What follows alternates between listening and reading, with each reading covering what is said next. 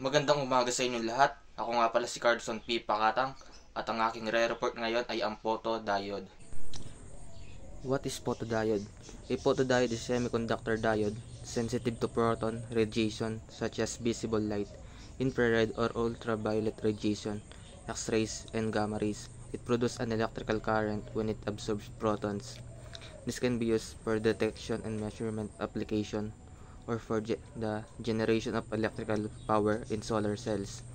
Photodiodes are used in a wide range of application throughout the electromagnetic spectrum, from visible light protocells to gamma ray spectrometers. So ano nga ba ang photodiode? Kabaligtaran siya ng LED. Ang LED nagpo-produce siya ng lights gamit ang current. Ang photodiode naman, nagpo-produce naman siya ng current gamit ang sunlight.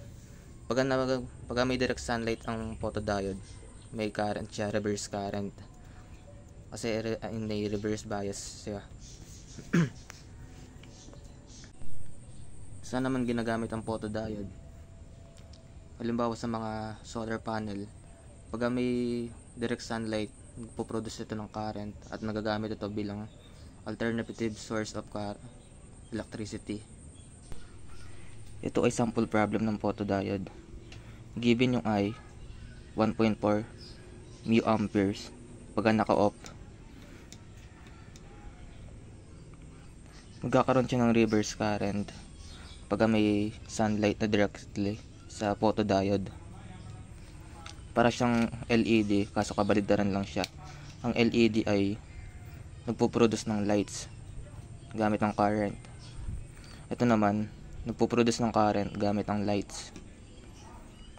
Para makuha yung resistance, Ohm's law, 10 volts ang over 1.4 mu amperes, makuha ay 7.4 milliohms.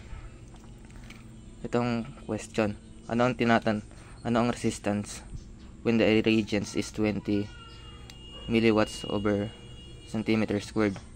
Ano ang irradiance? Ito ang rate of light. Rate of lights pag naka-on, pag may naka-directly sunlight sa photodiode. Tinatanong sa 20. Given yung 0.5 milliwatts over centimeter squared is 1.4 mu amperes pag naka-off. Ang tinatanong pag naka-off, nakabukas, pag may directly sunlight. 1.4 times 40. Bakit 40? Kasi 20 ang hinahanap, tapos 0.5 to, bali doble siya. Makukuha is 56 mu amperes. Tinatanong what is the resistance? 10 volts over 56 mu amperes equals to 0.79 milliohms.